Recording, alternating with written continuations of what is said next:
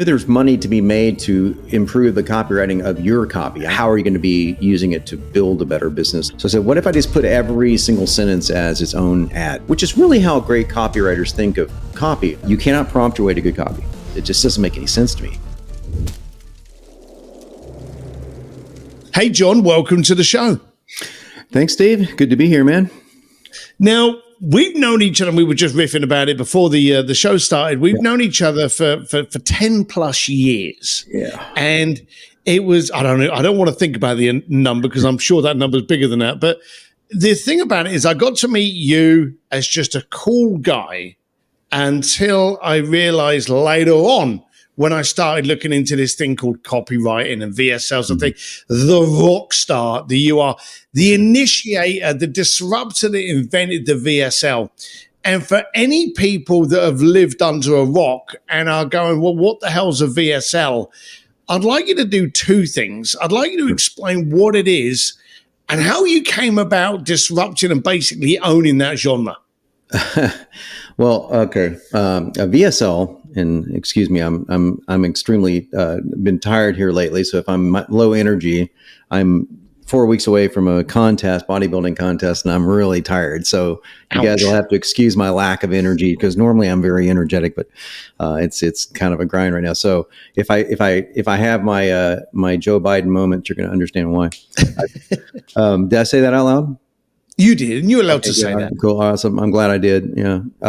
So a VSL is a video sales letter, and so basically the idea was hatched out of necessity. It was not a marketing genius idea. I mean, it ended up being that way in hindsight, but in reality, I was kind of like I was today. I was training for a contest, and I was really beat up and tired, and I hadn't shaved. And very similar story. And I had to do a video for a product that I couldn't sell. It was my second book, Every Other Day Diet book, and just wasn't selling at all. It was like 0.5% conversion on the sales page because I wasn't a copywriter at the time.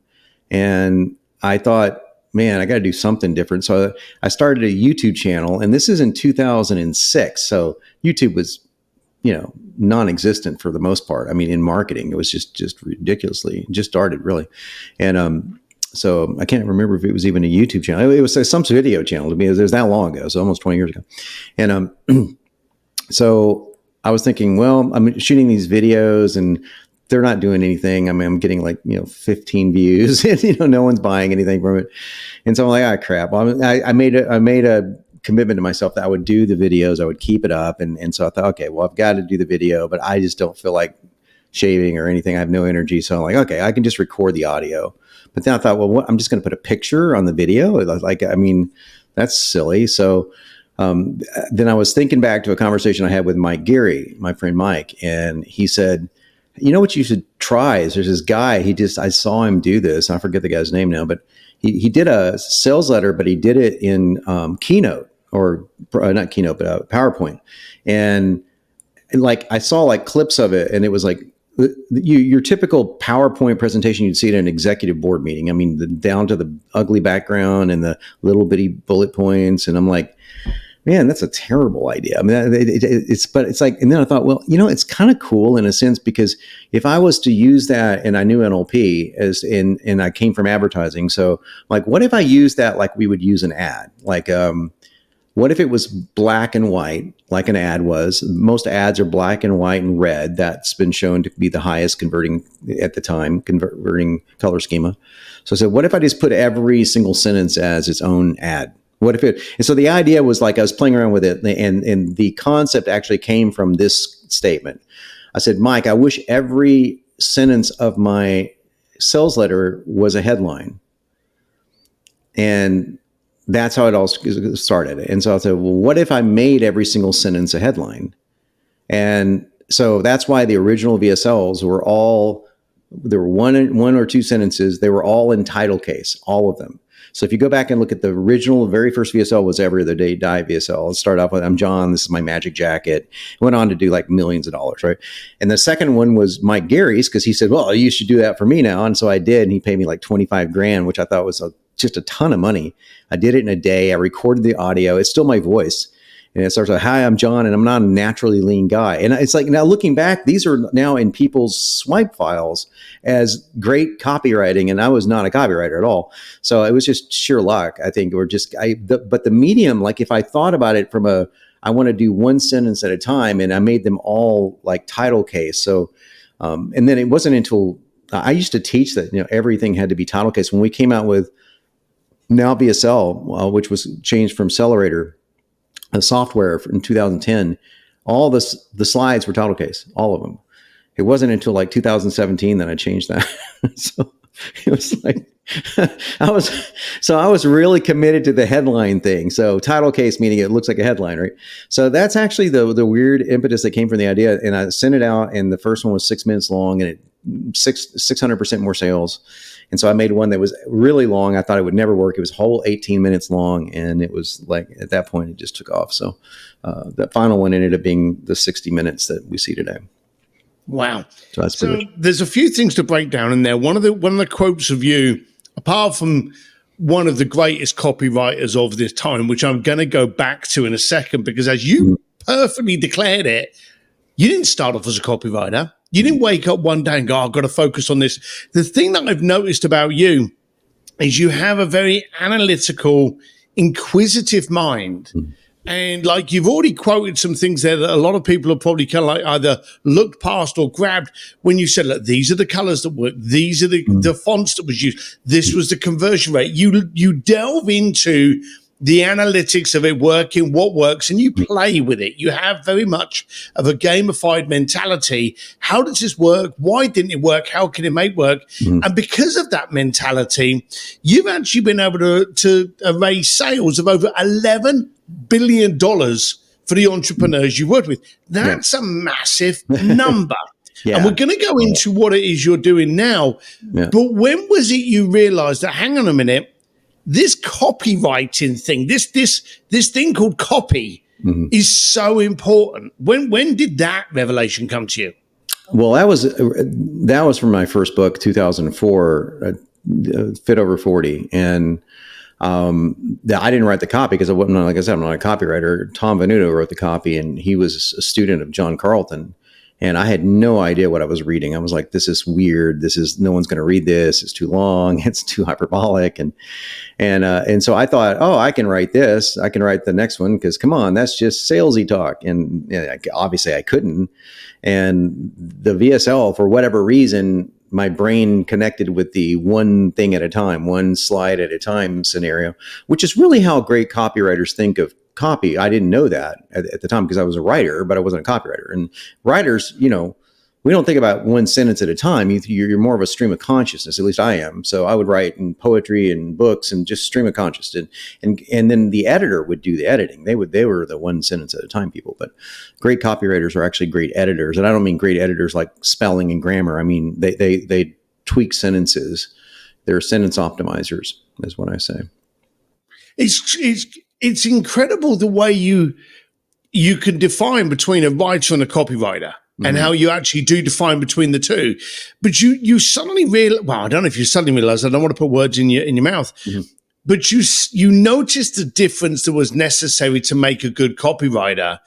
And then you grasped it and you ran with it to become the Jon Benson you are now, the living legend of copywriters. When did you realize, hang on a minute, there's a lot of money to be made in this copywriting?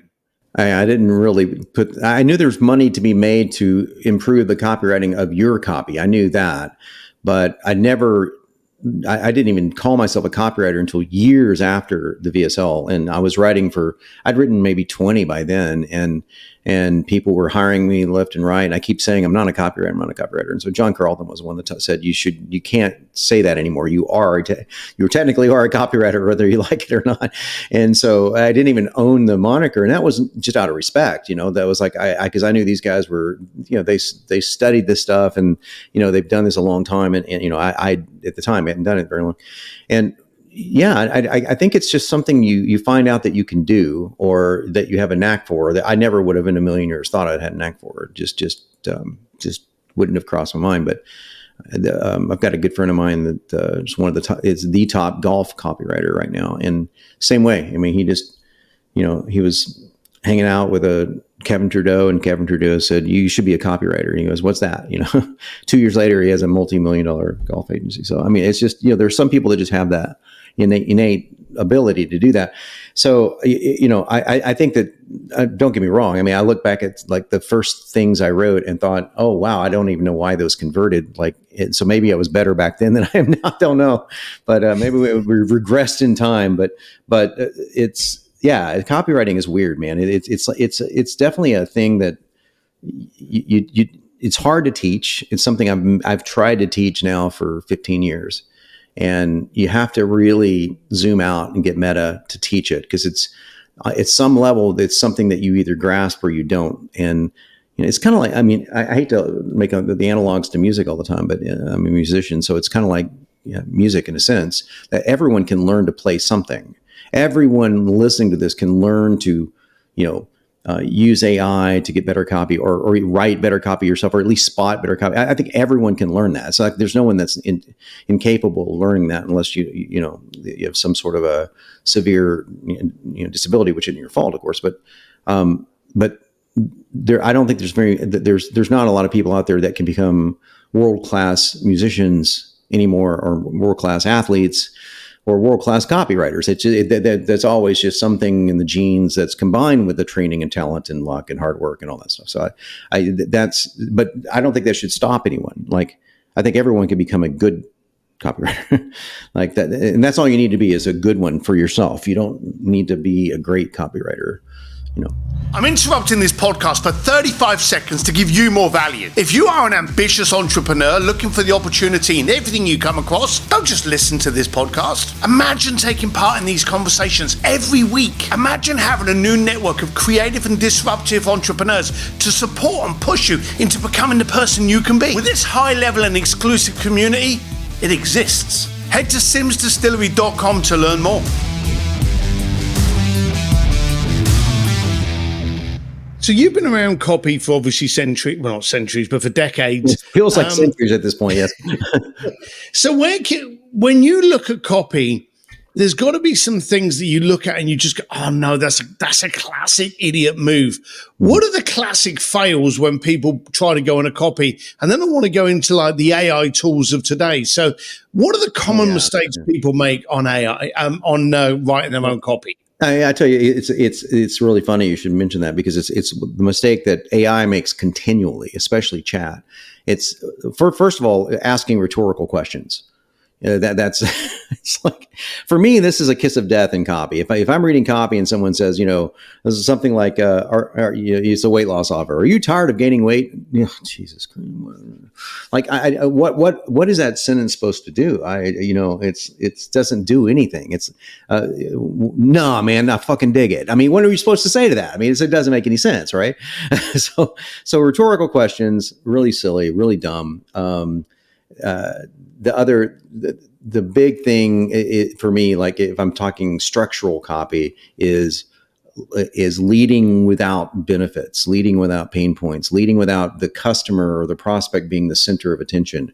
If you're leading with your company or your offer, this is doomed to fail. I mean, this is, unless you have a cure for cancer and it's a pill. I mean, even then you should probably start with it's that much of a verboten thing. And you see it all the time.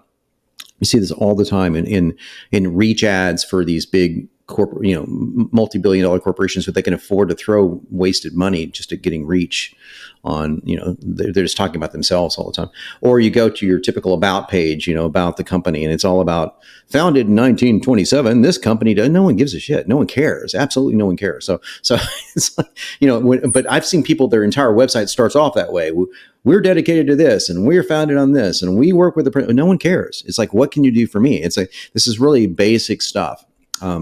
But it's stuff that I think a lot of copywriters just inadvertently do, just out of they're either tired or they're overworked, or they just don't know better. So I don't know which one it is, but so yeah, those are two of the big ones that jump out right now, simply because we're watching AI. Obviously, our AI is a little different because it's been trained only on copy, but even then, you're dealing with any LLM, large language model. it's trained on basically by reading the internet. So if I wanted to train someone to be a great copywriter, I would not say, okay, first thing you need to do is go read the internet. Okay. It's just full of great copy. After you get to reading the internet, then we can talk. So that's you're battling against that incredibly, bad start right off the bat. And so hence the rhetorical questions and the really silly things like, imagine if this could be the case, introducing so-and-so, and it sounds like a radio guy from 1955. That's the kiss of death for me for copy. And the other thing is just writing things, and this is more esoteric, it was writing things that are uninteresting. Like if you're just writing to hear yourself write, I know that's a mixed metaphor, I guess you can say, or mix. What's the word? You're the copywriter. I'm not. I'm fading sensory thing. Okay, so but if you're just doing that just to hear yourself write, jokingly speaking, then stop. Just put the pen down. Stop typing. Whatever you're using, just stop it because it's prattling on, and you just need to get to the freaking point but get to the point in an interesting way. I mean, we write really long sales letters in VSLs, but they're weaving a narrative. They're building a case. Every sentence in there is a case. It's building a case. If you go back and look at some of the greatest copy, you can read that every single sentence is either a benefit, something that helps someone avoid pain, or it's a transitional sentence, meaning that you're going, and speaking of, but even that is if you want conversational copy, so you want to have transitional sentences like that. But so you don't have a lot of filler in those great letters. So filler is, I guess, is you start just when people start rambling on and on and on. It's like because they think they have to fill a VSL to 45 minutes, right? That's the golden mark. Well, that's what I'm kind of trying to get a grip at, and this is kind of eye-opening here. We're in a kind of a world where people don't have a lot of patience. They certainly don't have a lot of trust. And you're sitting here telling me that an 18 to 20 to 60 minute VSL is fine. We're being taught by a lot of people that you've got to reduce the amount of copy. You've got to get to the point quick. And you're here going, no, you've got to get them on a journey to transition. So what's your argument with this brevity claim that everyone's making today? None of them are rich. That's my argument. So you don't care how long it goes on. I know I spoke to Jason Fladlin, and Jason was doing a webinar. Yeah. I think he said the webinar was like about 4 to 6 hours long. Yeah. And his turnover rate, his actual ROI was fantastic. Sure. But you're saying that it doesn't matter about the amount of time. It matters more about the content. Oh, it matters. It's not the time; it's the interest. It's like like watching Game of Thrones before it went down the toilet, right? Back when it first started, people were addicted to that for a reason. It was brilliantly written, and you were watching this really complex narrative going on across things that all the names started blending together, and you got 19 families doing all this kind of crazy stuff, and people were just totally engrossed with this, right? Because George R.R. Martin, the original author, and to some extent the screenwriters, definitely knew how to tell these interweaving stories. They would open loops that keep you completely intrigued and interesting and interested. And the same thing goes for a VSL, which is why VSLs and sales letters are so freaking hard. They're really difficult to write compelling copy. That's why everyone should learn the basics of copywriting. If you own a business, you should be able to understand it. You should be able to spot the things that you like and don't like. But trying to write a VSL on your own is sort of like trying to fix the elevator in your apartment while you're stuck in it. If you have a toolkit, great. That's awesome. Good luck with that. Here's a crescent wrench. Unless you happen to be an elevator repair person, then that's going to be a problem. That's sort of like it is for me for writing copy. It's like you either need a tool or a pro to go in and do it. And even that isn't guaranteed, just like it isn't guaranteed that when you go to the doctor, oh, well, I went to the doctor. Why am I still sick? Well, even doctors make mistakes. In fact, they make a lot of them. So copywriters aren't always going to be perfect, but it gives you a fighting chance. It definitely gives you more of a chance to do it. And so, that's it's interest, man. It's not time. It's never time. I mean, again, that's that. I would put a caveat on that and say if your entire market is under 21, then maybe you have a point because they have the interest, the ability to the attention span of your average gnat, right? It's because of all the crazy 1 second jump cuts that they're watching all day long. So it's a little bit different there. But for most people whose target audience is usually over 35, it's just it's not an issue. Now, one of the things you mentioned, and you mentioned it with the analogy of the elevator, is having the right tools. You've already said that if you want to be a great copywriter, then using AI can make you a good one, but it won't make you a great one, and you need to understand the fundamentals. I love your statement about the dumb thing is to go, hey, read the internet as though that's the smartest thing to do in the world. Right. But you've now moved into the AI spectrum, and you're taking your ability with copy to focus on building an AI platform. And let's be honest, a tool that is going to help shortcut you to make that great copy. Why, how, and what does it do? Okay. Well, first of all, I feel I have to say this. I've been doing this before AI was a thing. I mean, we've been pre-AI what we call nascent AI since 2014. So this has been a while, 10 years. And I've been doing language training in software since 2010. And I remember in 2018, people still thinking I was completely barking up the wrong tree entirely. It's too complicated and, blah, blah, blah. And I kind of always thought that the AI would catch up to what I'd figured out, which is how to break apart language, how to teach, because we were teaching people this. So we were breaking out I'll give you a simple example. Like if I'm going to break out a simple sentence that anyone could use, if you are an avatar and you want to primary goal, then you need to avoid objections. Okay. So if you are a woman over 40 and you want to lose weight, you need to avoid counting grams of fat.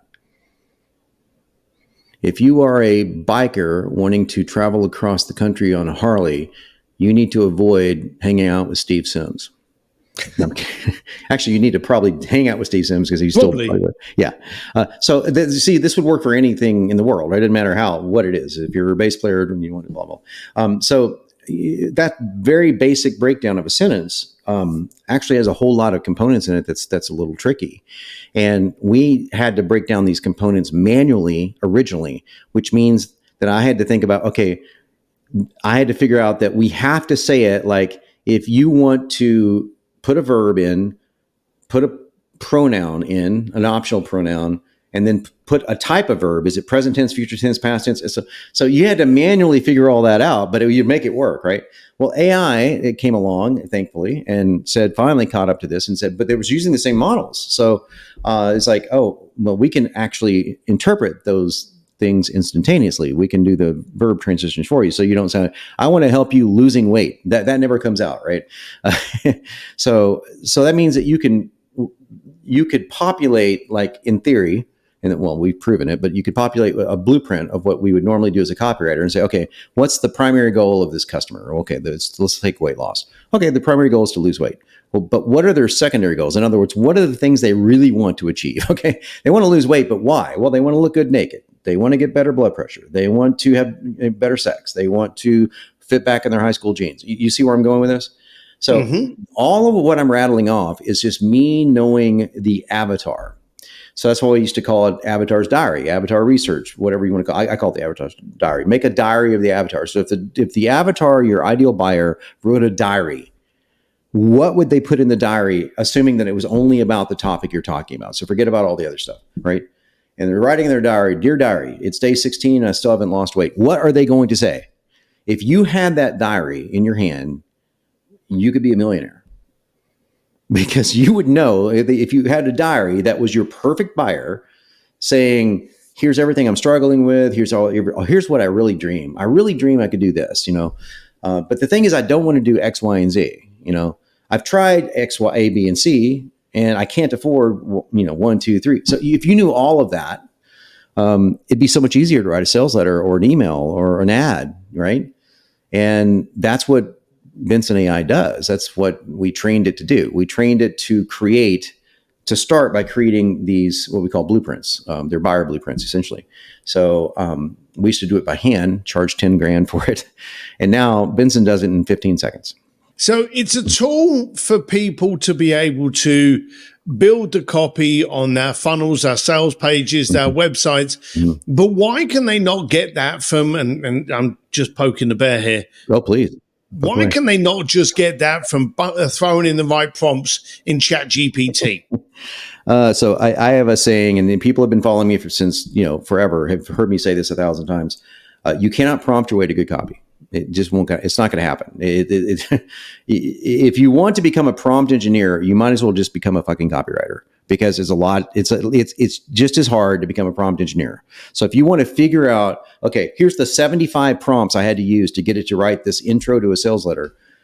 Because you're going to have to do that. You're going to have to, you can't say to ChatGPT, okay, you are the world's best copywriter. I want you to write a compelling lead for a sales letter, blah, blah, blah. Try it. Just please try it and watch it go. Are you tired of doing this? Do you really want to do X? Then you need Y, and Y is going to be the name of your freaking offer. And that fucking sucks. It's terrible copy. It will never convert. So it's because it's not trained on how to do this. Now you can say, hey, instead of following that crappy formula, I'm going to upload this document of these sales letters that I happen to transcribe, all 19,000 of them or whatever.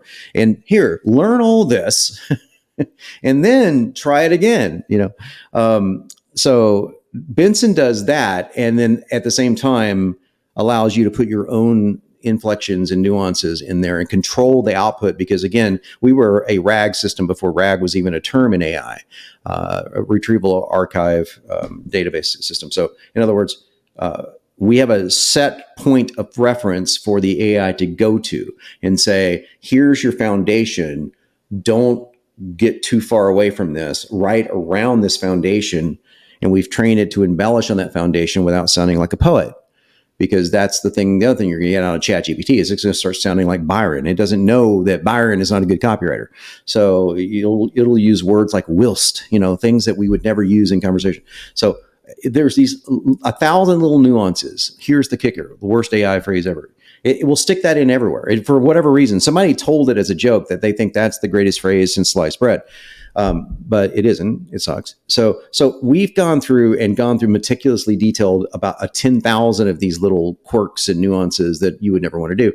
And so our users don't even enter prompts. So I trademarked promptless AI. So because I'm so dead set against prompts for the average person, not for other things like I think it's really great to learn how to talk to the machine, so to say, but to get copy, it's not a good way to do it. I mean, it's no different than if people wanting to go back to DOS to run their desktops. It just doesn't make any sense to me. It's like, you can, but you have to be a DOS coder to figure that out. Wouldn't you rather have a freaking Mac?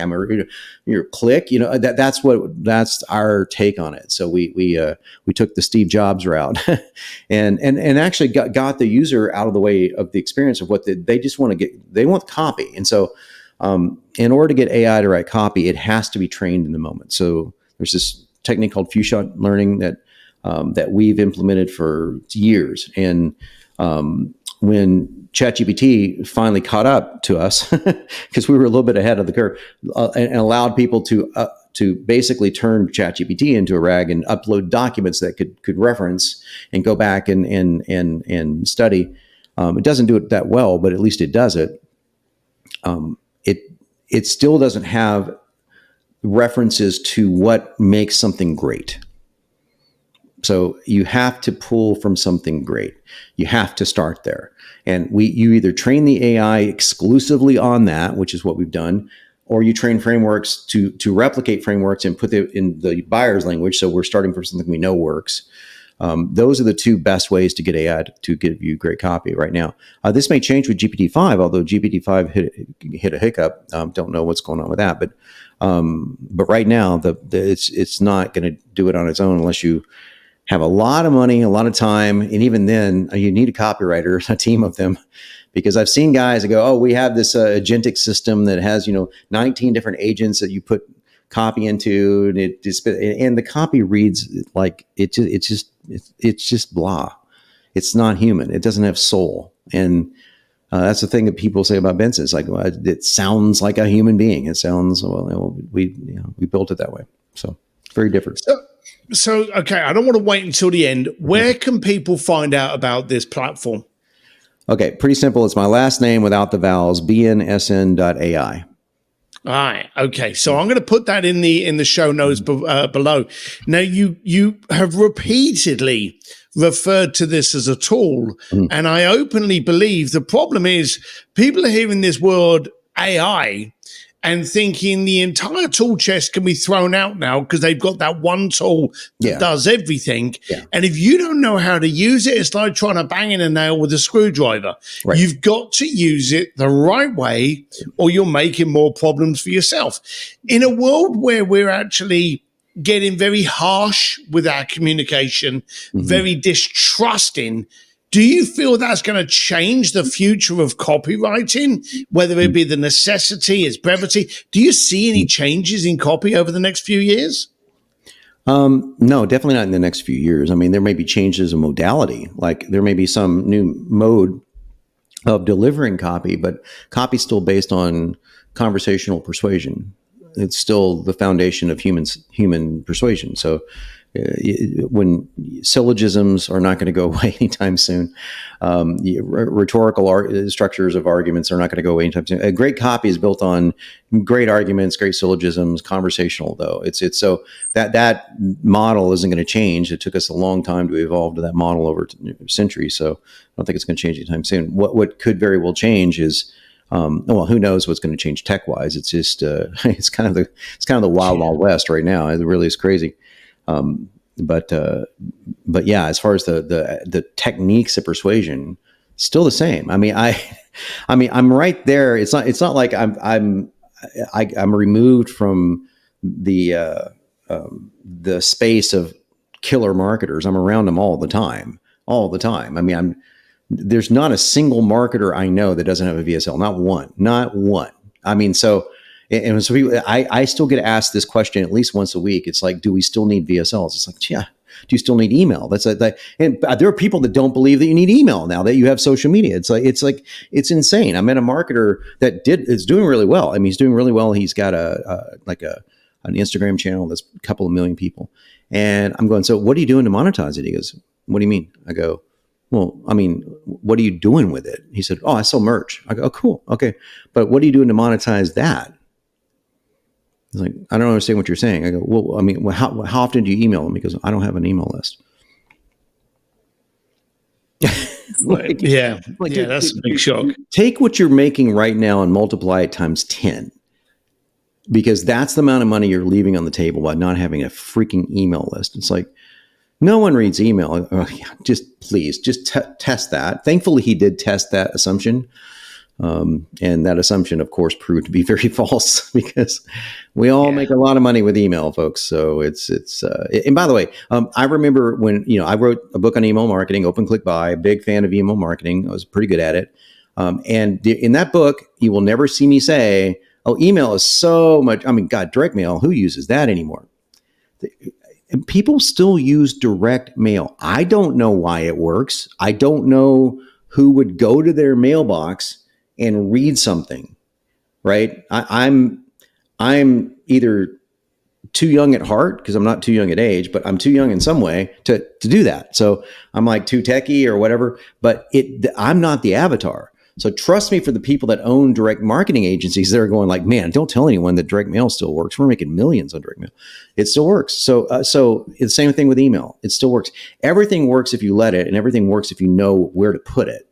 So this is the same thing here. Now, AI is a different animal. It's a different tool because it's like, well, it's somewhat similar to email in the sense that can you imagine, it's 1997, right? And so we're putting email addresses on our clients' cards. I own a design firm.